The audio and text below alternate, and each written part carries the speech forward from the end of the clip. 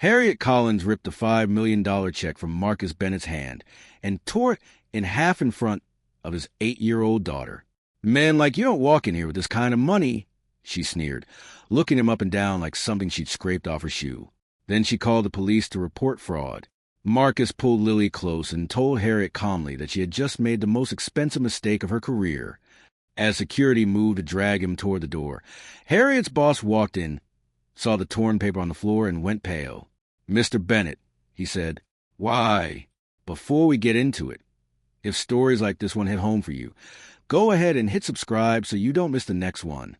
Now, let's go back to where it all started." Marcus Bennett had learned a long time ago that the world made up its mind about a man before he ever opened his mouth.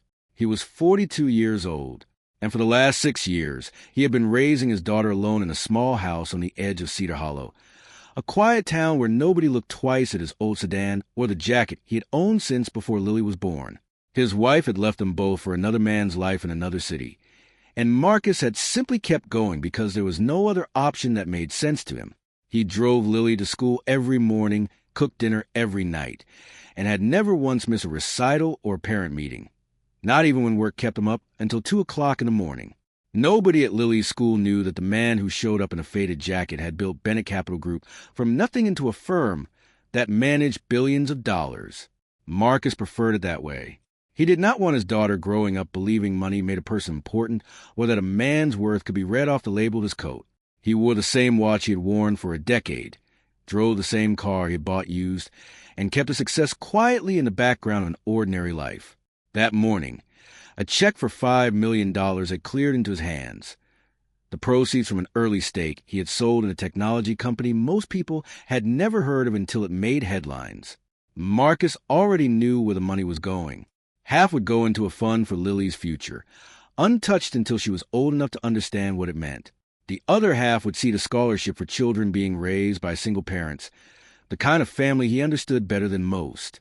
He brought Lily along because they had plans for the rest of the day. First the bank, then the bookstore, then dinner at the diner she loved on 5th Street. It was supposed to be an easy stop before they returned to being father and daughter instead of founder and dependent. Marcus had even promised Lily she could pick out 3 books instead of the usual one because he was in a good mood. Neither of them expected the visit to take more than 10 minutes. They walked into the Ellsworth branch of Holstead National Bank shortly before closing time. Marcus had banked there for 15 years, since before Lily was born, before Bennett Capital had a name anyone recognized outside a small circle of investors. But the woman behind the manager's desk that day, Harriet Collins, had only transferred to the branch a few weeks earlier. She did not know his history. She had never pulled up his account, and she had no idea that the man in the worn jacket had been a fixture in that building's records for a decade and a half. Harriet's eyes moved over Marcus the moment he walked in, then down to Lily, then back to the car he had parked outside. Other customers in press suits were greeted before they even reached the counter. Marcus and his daughter stood, waiting while 3 tellers remained idle. None of them called them forward. Lily tugged at her father's sleeve. "Why is nobody helping us yet?" she asked quietly. Marcus told her to be patient. It never paid to assume the worst about people before they had done anything to earn it. When he finally reached the counter, Marcus placed the check down and asked for it to be deposited into the account he had held for 15 years. The number on the check immediately caught the teller's attention. Within seconds, Harriet was standing behind the counter herself. Instead of pulling up his account or checking the history attached to his name, something any manager could have done in under a minute, she began questioning him about where the money had come from, her voice loud enough for half the lobby to hear. Marcus answered every question without losing his composure. He handed over his driver's license, bank card, account number, and paperwork confirming the sale of his shares. He even offered to let Harriet call the issuing bank directly so she could verify everything herself within minutes. It was more than enough for a transaction that should have taken no time at all. Harriet barely looked at the documents. Then she told Marcus that a man carrying a $5 million check would not be driving a car like his or wearing a coat like that. A young teller named Emily Parker offered to make the verification call herself. Harriet cut her off before she could reach her phone. "Back to your station," she ordered. By then, Several customers had noticed the tension building at the counter. A few had already taken out their phones to record. One man said loudly enough for Lily to hear that a man like Marcus might be using his own daughter to make a scam look more convincing. Nobody in the lobby spoke up. They simply kept their phones raised, waiting to see what would happen next. Lily's hand found her father's and gripped it tightly, her earlier confidence draining away. Marcus kept his voice even. "Please make the call to the issuing bank before this goes any further." His calm seemed to provoke Harriet. In front of the tellers, the security guard, and every customer still filming, she announced that the check was fraudulent, even though she had not verified a single detail. Marcus reminded her evenly that she was handling a customer's legitimate assets and should think carefully about what she did next. He hoped the warning would reach her before things went any further. Harriet heard it as a threat. She snatched the check off the counter, looked directly at Marcus, and told him that people like him did not walk in there with $5 million. Then she tore it in half, then into smaller pieces, and let them fall at his feet in full view of his daughter. The lobby went silent. Lily bent down as if to gather the torn pieces, but Marcus stopped her gently. He would not let his daughter kneel on the floor to collect what someone had just used to humiliate him. He looked at Harriet. "You've just made the most expensive mistake of your career." Harriet immediately called the police, telling the dispatcher that a man was using fraudulent documents, threatening staff, and refusing to leave the premises. Then she ordered the branch's security guard, Calvin Reed, to escort Marcus out. Calvin hesitated. He had no idea why he was being asked to remove a man who had done nothing but stand quietly at a counter.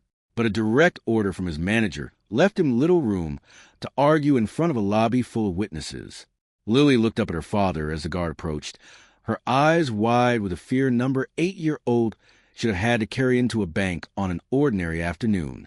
Marcus tightened his hand around hers. "Everything will be fine," he told her quietly. "Just stay close to me." Marcus understood the position he was in.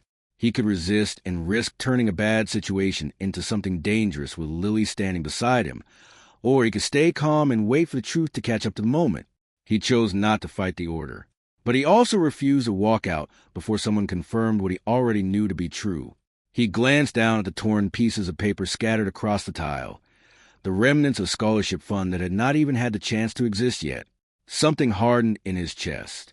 It was not exactly anger. It was closer to certainty. Somewhere in the last 10 minutes, this had stopped being about a $5 million check. It had become about every assumption a room full of strangers had made about him before he ever said a word.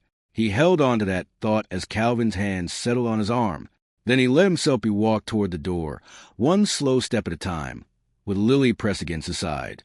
Calvin's grip stayed light on Marcus's arm as they moved toward the glass doors, but Lily could not stop looking back at the torn pieces of check scattered across the floor. She wrapped both arms around her father's waist, pressing her face into his side. "Please don't take my dad away," she begged in a small voice. Calvin's jaw tightened, but he kept walking. He was caught between his manager's order and the plain evidence of his own eyes. Harriet called out from behind the counter, "Hold the girl back if she gets in the way." That was the moment Marcus's calm finally cracked. He had absorbed the accusations about the check, the insults about his car and coat, and even the humiliation of watching his own money torn apart in front of strangers. But the moment someone suggested touching his daughter, his voice changed. No one lays a hand on Lily. Harriet seized on his reaction immediately. That's exactly the aggression I was talking about. Marcus understood then that every word out of his mouth and every movement of his body was being judged through a lens that had already decided who he was. He lowered his voice, kept his hands visible, and pulled Lily close against his side. It struck him how quickly a father's instinct to protect his child could be twisted into evidence against him. For 6 years, he had built a life where Lily never had to see him lose control. Now a stranger behind a bank counter was rewriting that same protectiveness into something dangerous, simply because it fit the story she had already decided to tell. Emily spoke up again. "Mr. Collins, he hasn't threatened anyone. One call to the issuing bank would settle this." Harriet turned on her. "If you say another word out of turn, you're fired." Emily went quiet, but she did not completely back down. She glanced at Marcus, and something in her expression told him she believed him, even if she could not say so openly. Emily had worked at the branch for just over a year. She had watched Harriet dismiss more than one customer in ways that never felt right. Each time, she had told herself it was not her place to interfere. But watching Lily's face crumble, she realized she could no longer keep telling herself that. Around the lobby, customers continued recording.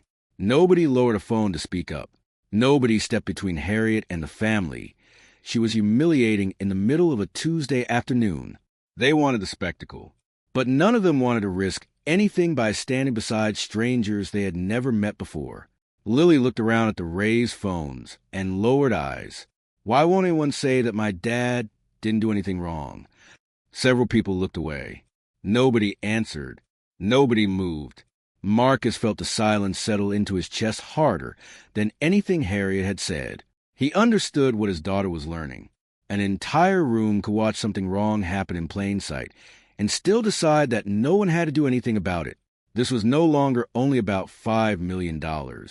It was no longer even about his own dignity. Lily was watching the world teach her that injustice could happen right in front of everyone, and silence could still protect it. Marcus looked down at his daughter's hand locked around his. He wondered what lesson she would carry out of that building if nothing changed before they reached the door. Calvin continued guiding them toward the entrance, his hand resting on Marcus's shoulder instead of gripping him. Some part of him clearly did not want to be doing this, even as he followed Harriet's order. The lobby had gone quiet except for the low murmur of customers still filming and the hum of the overhead lights. Marcus counted his steps toward the door the way he sometimes counted his breaths during difficult negotiations. It kept his mind from racing toward anger. Lily's small hand remained locked around two of his fingers. He could feel her trembling, even though she had stopped crying. He told himself that whatever happened next, the most important thing was keeping her close and calm. Everything else could be handled afterward. Harriet watched them go with her arms crossed, apparently satisfied that the matter had been handled correctly. She had no idea that the man walking toward the exit held more influence over her branch's future than she could have imagined. Then the glass door swung open, and a man walked in carrying a leather briefcase. His name was Richard Whitmore.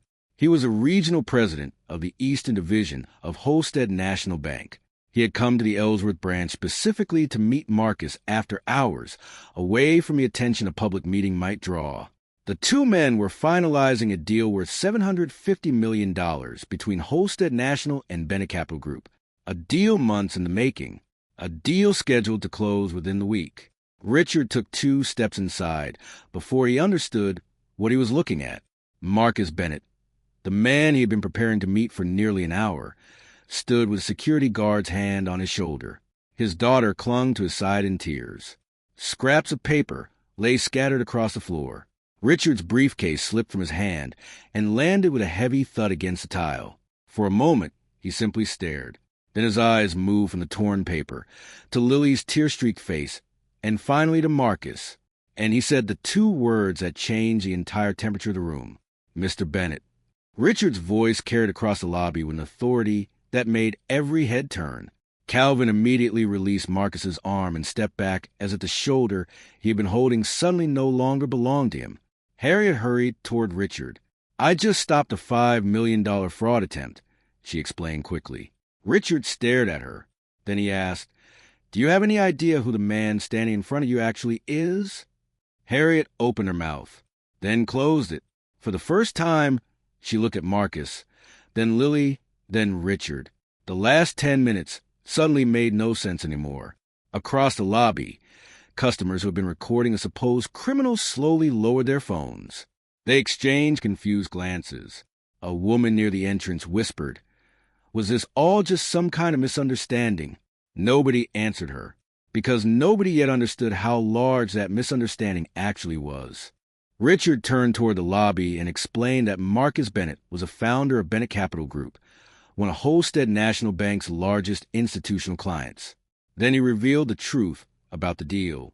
Bennett Capital was in the final stages of a $750 million agreement with Holstead National, and Marcus was the only person with the authority to approve it or walk away.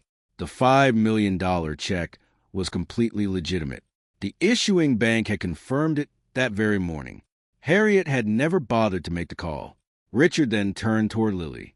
He lowered himself to her eye level. "I'm sorry," he said. "You should never have had to experience this inside a bank that carries my name."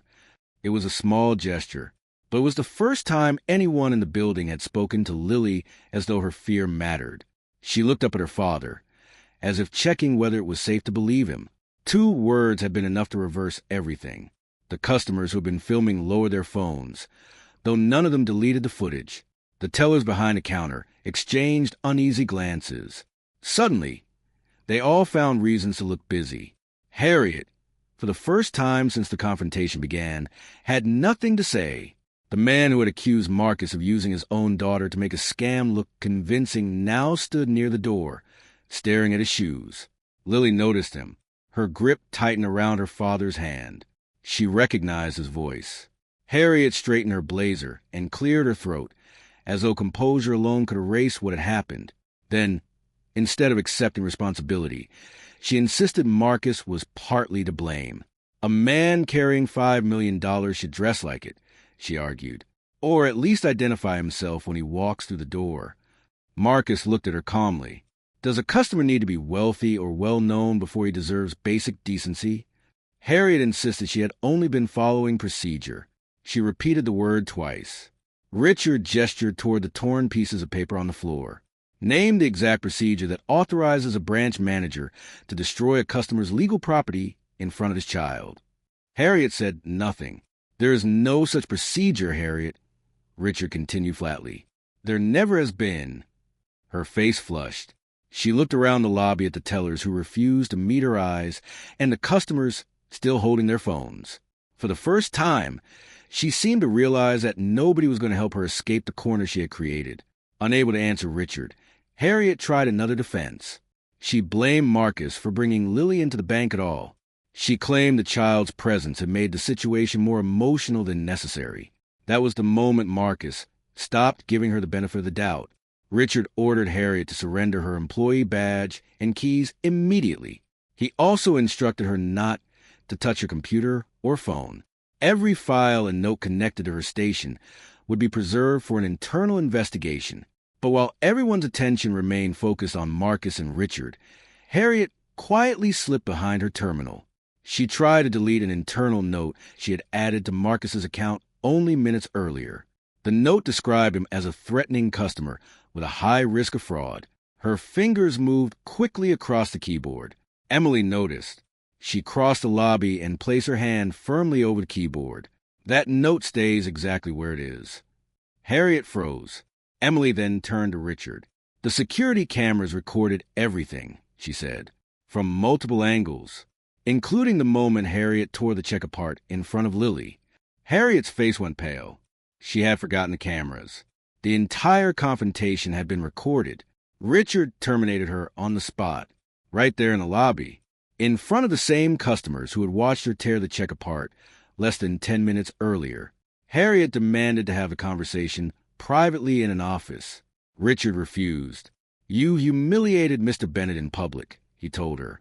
"You will answer for it in front of the same people who witnessed it." Then he turned to Calvin. Richard acknowledged that the security footage showed Calvin had never used force against Marcus. He had released him the instant Richard spoke. So instead of terminating him, Richard suspended him pending a full review. Calvin lowered his head. "I knew something felt wrong," he admitted quietly. "I just didn't trust that feeling enough to say so." Marcus, still holding Lily against his side, felt no anger toward him. Calvin had at least hesitated. Unlike Harriet, he had never tightened his grip, and the moment someone with authority arrived, he had let go. Then the police arrived. They had responded to Harriet's earlier call, which described a black man attempting fraud and threatening bank employees. For a brief moment, Marcus felt the same tightening in his chest he had felt when Calvin first placed a hand on his arm. Another round of assumptions. Another person deciding who he was before asking a single question. Richard tried to explain that the report had been false. But because Harriet's call had already been logged as an official complaint, the officers still had to file an incident report. Marcus answered every question calmly. He kept his answers short and factual. He refused to let his frustration become something the officers could misread as aggression. Then Emily gave her statement. She described exactly what she had seen and heard from the moment Marcus and Lily entered the branch. She did not soften a single detail. She even told them Harriet had threatened to fire her for offering to make a simple verification call. Several customers who had recorded the confrontation also came forward. They handed over videos showing exactly what Harriet had said and done. A few apologized to Marcus.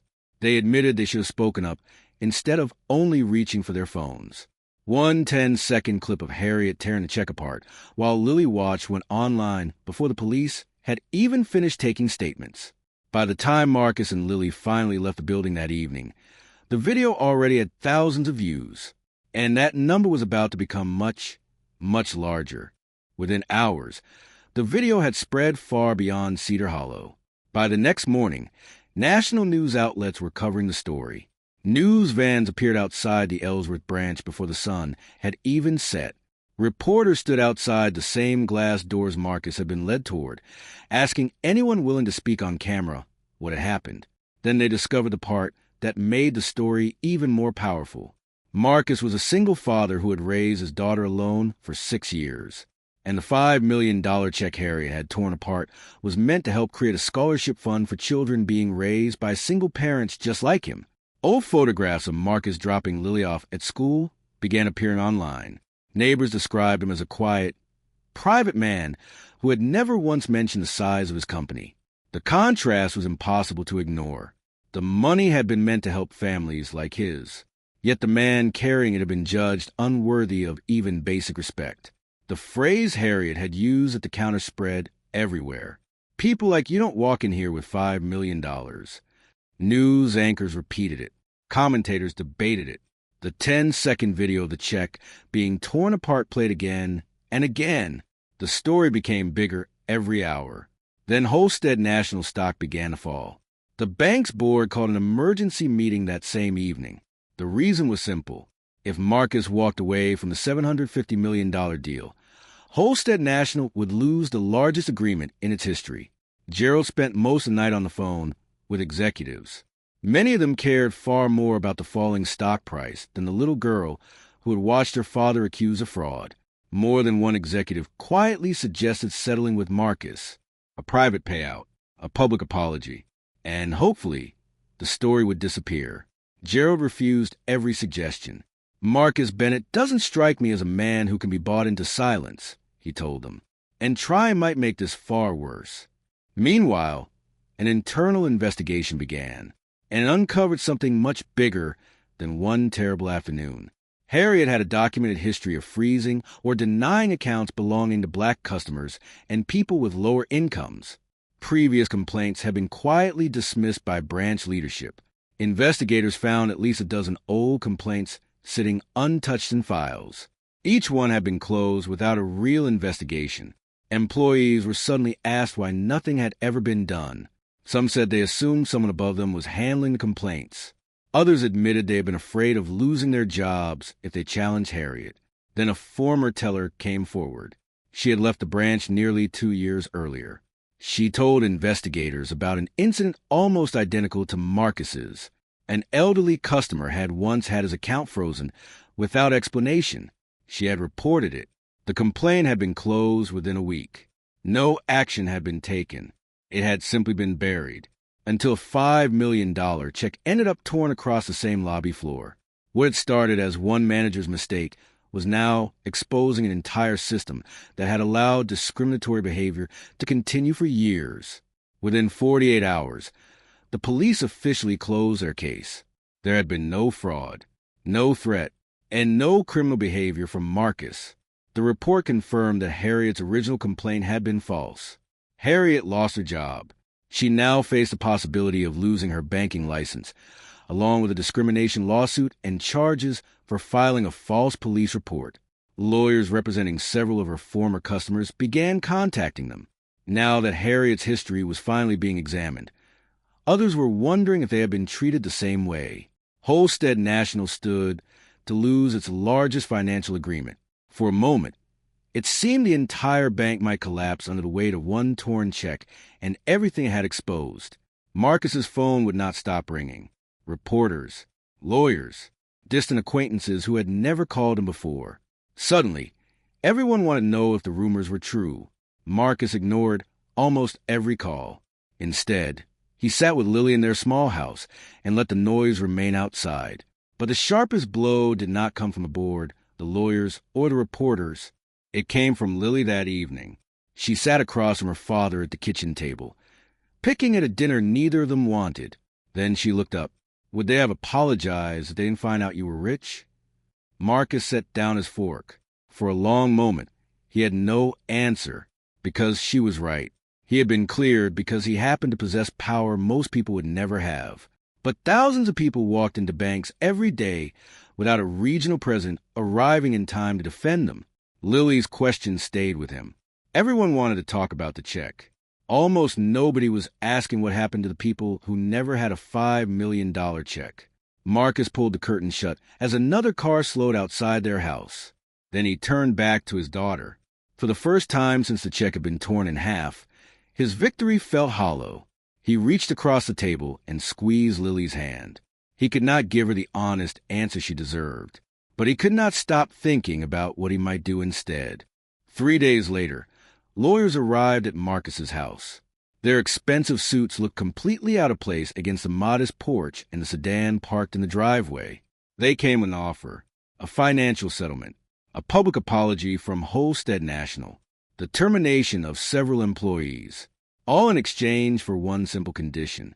Marcus would sign the $750 million agreement as planned and say nothing more about what happened inside the Ellsworth branch.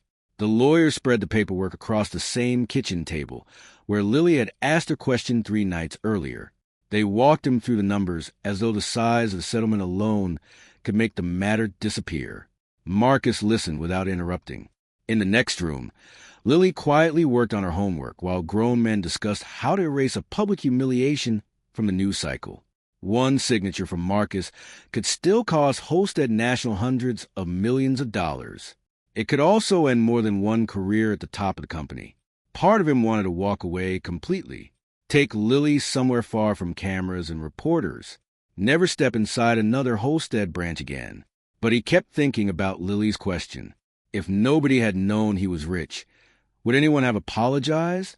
Punishing Harriet and forcing the bank to issue a public statement might satisfy his anger, but it would do nothing for the next person who walked into a bank without a regional president nearby to defend them. He thought about the customers who had stood in that lobby with their phones raised, recording everything while saying nothing. An entire room had silently agreed to let an injustice happen in front of them. Firing one manager would not change that kind of silence. Only something built to outlast the headlines might have a chance. He also thought about Calvin's admission. He had known something felt wrong. He simply had not trusted himself enough to act. How many employees across the country carried that same quiet doubt? How many stayed silent because no one had given them permission to speak? If Holstead National walked away from this moment having only fired one manager, nothing underneath her would truly change. The challenge was no longer proving that the $5 million check had been real. It was proving that power could be used to protect people who never got the chance to hold any themselves. Marcus finally looked at the lawyers. I'll keep the deal on the table. They exchanged relieved glances.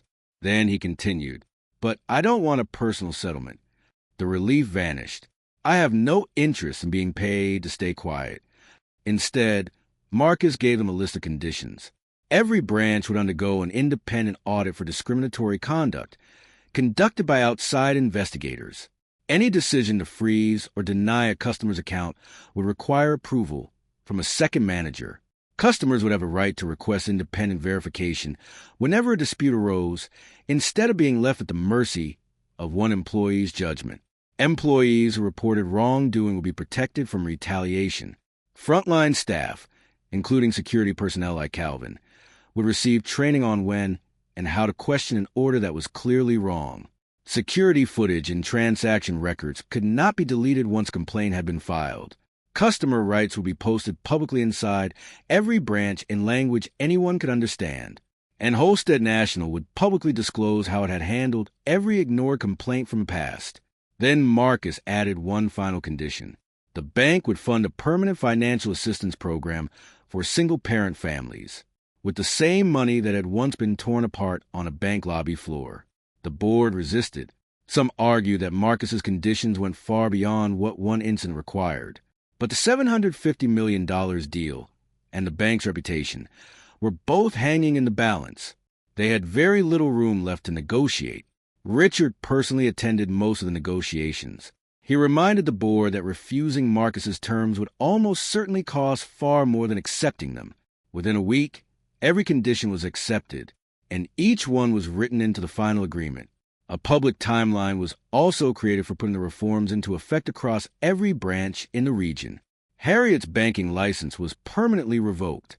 She now faced a civil rights lawsuit and charges for filing a false police report.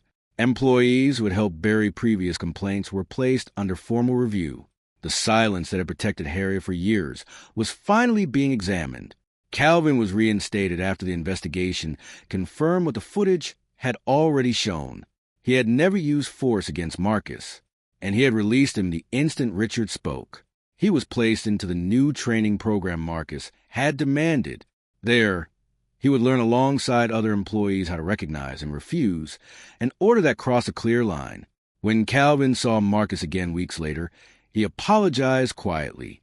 "I wish I had trusted my instincts sooner." Marcus told him there was nothing left to apologize for. He remembered that Calvin's hand had never tightened around his arm, and he had let go the moment Richard entered the room.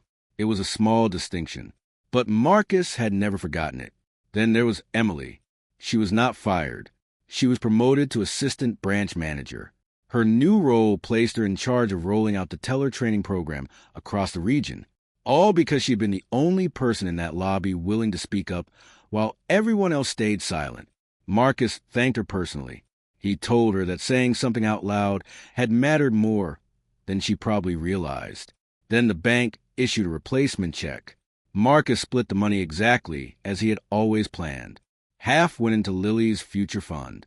The other half became the seed money for the Bennett Single Parent Scholarship, a program designed to support children being raised by mothers and fathers on their own, the way Marcus had once raised Lily. And Marcus insisted that the first scholarships be administered from the Ellsworth branch itself, the same building that had once refused to believe he belonged there. Now, that same place would help families who looked a lot like his own. 3 months later, Marcus and Lily walked back through those same glass doors. He still drove the same sedan. He still wore the same jacket. He had no desire to change himself, simply because the world had briefly decided his appearance mattered more than it should have. Lily held his hand the same way she had that first afternoon. But this time, there was no tension in her grip, only the easy comfort of a child walking beside her father. The bank, however, looked different. An employee greeted them the moment they stepped inside. "How can I help you?" Nobody stared at Marcus's coat or car keys before deciding how he should be treated. And for the first time since that terrible afternoon, Lily did not ask why nobody was helping them. A new placard stood near the entrance, listing every customer's rights in plain language.